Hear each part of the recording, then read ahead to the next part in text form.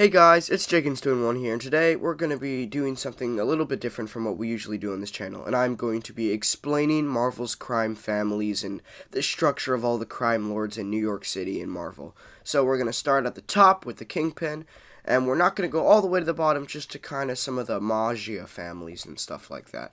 So without further ado, let's get right into it.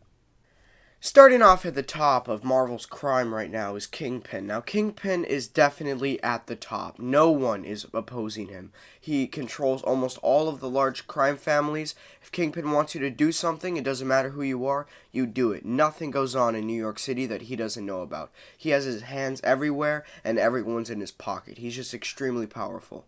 However, he is not the first person to be called the Kingpin. Alexander Bont, who came before him, was a Nazi ally and a big crime boss who rose through the ranks as a ruthless mobster, who was actually the Kingpin before Kingpin. Everybody knew who he was. He was underground. He was dangerous.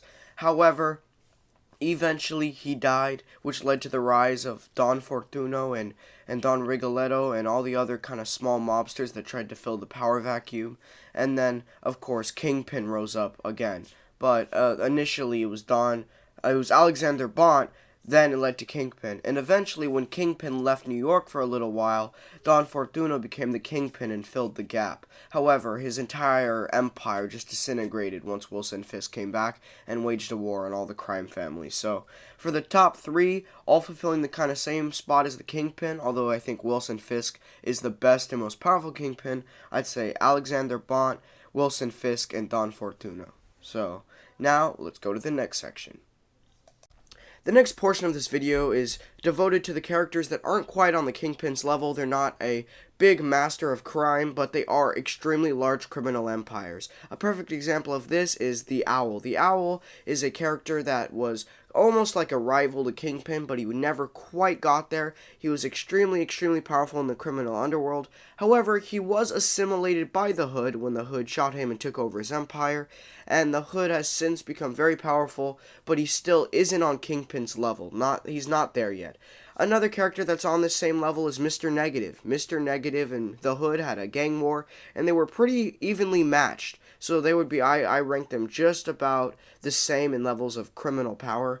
However, two more characters that would be on this section are Crime Master and the Big Man. Crime Master almost took over all of the criminal underworld. However, he couldn't quite do it, which is why he's a perfect candidate for this section of the list.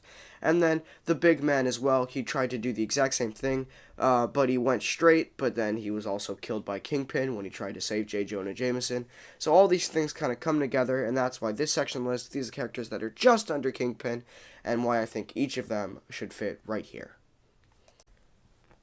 The last section of this list is just the characters that are individual mafia families, so I'm just going to list them off. These are all the ones that I could really find that would be around the same power level, and so they are Slug. Slug is almost kind of an exception here, and that's because the reason why is he worked for the Hood, and he owns a vast drug empire, so he would have to be under the Hood in level of influence, but I didn't want to make him underneath the mafia leaders. So Slug, Diamondback, Hammerhead, Silvermane, Count Nefaria, Madame Mask, Dante Rigoletto, Ivan Pushkin, Tombstone, and Manucci. And I'm sure there's other large mafia leaders, but these are the ones that I really wanted to show were on this list. And they're all relatively the same strength, although some rise, some fall, move up and down. Like Manucci, I'm pretty sure she's gone for good. So all of these characters, they're just all in a kind of state of relative equality with some shift and pull. So that's why they all come just here and end out the list today, right here. Thank you guys so much for watching that video. I really appreciate it. This video just came about because I was really wondering, what is the organization of crime in Marvel Comics? And it began to get into like Hydra and the Hand, and I just decided to narrow it down to just the gangster type criminals.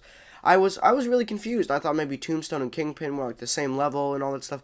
No, Kingpin's definitely on top. I know that now. I just really wanted to share it with you guys. So You guys know the drill. So, to the left, there's other videos by me. To the right, you can see Creepa MC and Akidasta. Please subscribe to their channels. They're both awesome.